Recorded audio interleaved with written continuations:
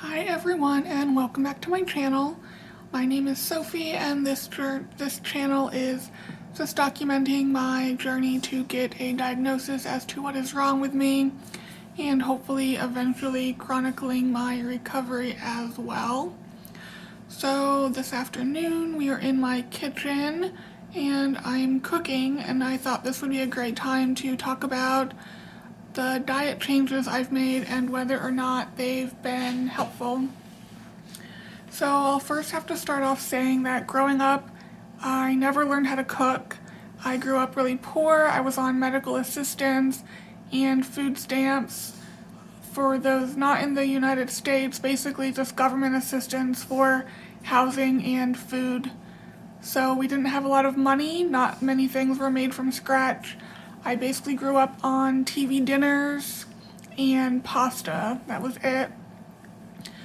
So I know how to cook pasta, ground beef, and as an adult I learned how to make steamed chicken, which is what I'm making right now, and rice, which I will make after the steamed chicken using the broth from it. Another example, I never had pineapple until I was in my early to mid 20s. The only fresh fruit I ever had was apples. I had oranges but didn't like them, and bananas. So that's sort of where I'm coming from with my cooking experience. So prior to all of this, I was basically eating a lot of pasta because that's one of the only things I can cook. Oh, along with eggs. I'll do scrambled or sunny side up, over easy, over medium, that type of thing, hard boiled. So that's basically what I was eating a lot of, was pasta. Always really sleepy, sleeping a lot. So one day I accidentally fasted for most of the day. So I didn't eat anything until that evening, ate my normal meal I would eat before taking most of my medications, and the next day I found I had a lot more energy. So I was like, maybe I should try intermittent fasting. So I was doing the intermittent fasting. It was really working well. I was noticing a very big difference on the days I would do intermittent fasting versus when I wouldn't. So more often than not, still I am doing intermittent fasting, and that's only been the past few months. Prior to that, I was basically snacking throughout the day. Now my thought as to why maybe this is, is because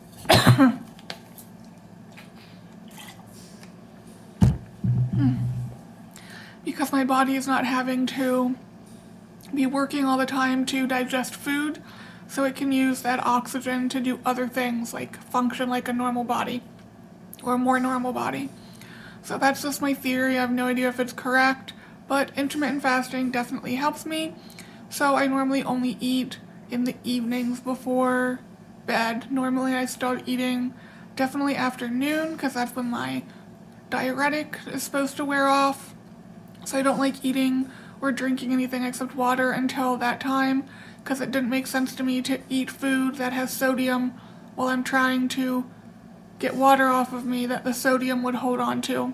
Anyway, so I don't eat until afternoon.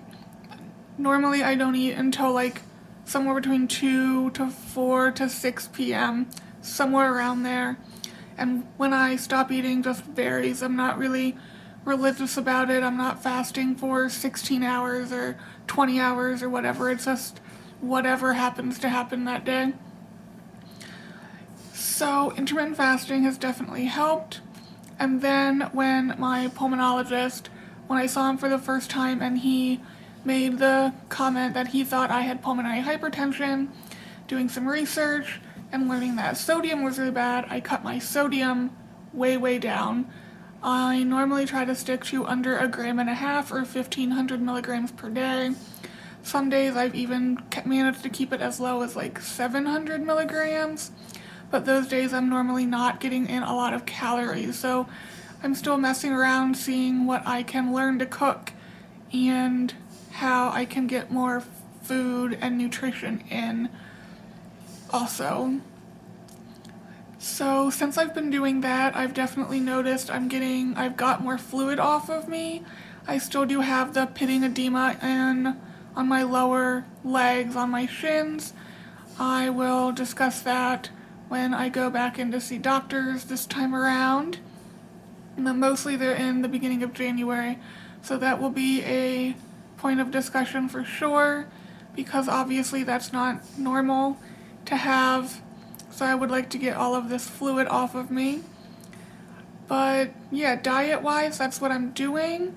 I also am trying to figure out whether it is sodium that makes me really sleepy the next day because I'm holding onto fluid, or if it's carbohydrates, because on one of the YouTube videos I watched from a clinic in New York City, he had commented that carbohydrates break down into carbon dioxide in the body, which would increase the work of having to expel that extra carbon dioxide. And I do notice at times my respiratory rate is higher than others. I haven't really paid mind to when that is all that much. I did notice the last time I was eating a bunch of carbs that my respiratory rate did seem higher, but I haven't really been tracking it. I don't wear a smartwatch or anything. So I'm just trying to make a mental note to remember to sort of gauge how fast I'm breathing, especially at night when I'm lying down totally relaxed. So it could be this high sodium that is making me sleepy because I'm holding onto fluid and working to get rid of it, or it could be the carbohydrates making me sleepy because I'm working hard to get rid of that extra carbon dioxide, or of course it could be both. So what I'm making right now, as I said, I'm making some chicken thighs. I'm steaming chicken thighs, and I weighed all of them beforehand. They're all around 4 ounces, which is what the nutrition label says a serving is. So for simplicity's sake, when I go to eat them, I'll just consider all of them 4 ounces. Some were a little under, some were a little over, but they were all around 4 ounces. I'm not getting too hung up on counting anything. I do have a history of anorexia, which I was hospitalized for in 2005. And even though I've been tracking for a month and a half, 2 months now, I haven't really noticed any wants to cut back or restrict calories heavily. It is something that I need to be aware of because I did have that issue in the past. So with my chicken thighs, I will make brown rice. That's just the rice I prefer. And I will make it in the chicken broth and add water if necessary. And I normally spice, is that a word? I normally spice the brown rice with some garlic powder, some turmeric, some crushed red peppers, black peppers, cumin, maybe some onion powder. I don't really have a lot of spices. Again, I didn't grow up cooking, so all of my cooking, quote, skills have come from when my dad was alive and just watching him cook. So that is what I will be eating for a few days at least, and I will see how that treats me, because it is relatively low sodium, but relatively low, higher in the carbs, not super high. So that will be a good experiment, if you will, to see if it is the carbs making me sleepy or if it is the sodium. So that should be interesting. I probably should go check on the chicken, and then I may or may not record a workout. I have a home gym, so I will film that and show you guys, and that will be coming up in the next day or so, I guess. But just wanted to pop on, say what I'm doing in terms of diet, which is intermittent fasting and low sodium. And other than that, I'm not doing ketosis, which I've done in the past, which is really low carbs. And I do know that makes me feel better. I have more energy, I think clearer, I do better in the gym. I haven't transitioned into that. I'm just sort of experimenting as I go at the moment. So that's gonna be it, and I will talk to you guys next time. Bye! Hi guys, just real quick, I have finished cooking and just wanted to show you what it turned out looking like. So here is my brown rice and chicken. I cut it up. So on the brown rice there is some turmeric, some minced onions, paprika, garlic powder, and crushed red peppers. And then I'm just gonna have a salad with some zesty Italian dressing. I found that this has the lowest sodium content of the ones I currently have in my fridge. So that is how I am breaking my fast today. I think it's been like 16 or 17 hours. Like I said, I don't really keep track. But this is what I'll have for now, and then if I get hungry later, I will have a snack of some sort. Oh, I have bananas I need to eat, so I'll probably have a couple of those too.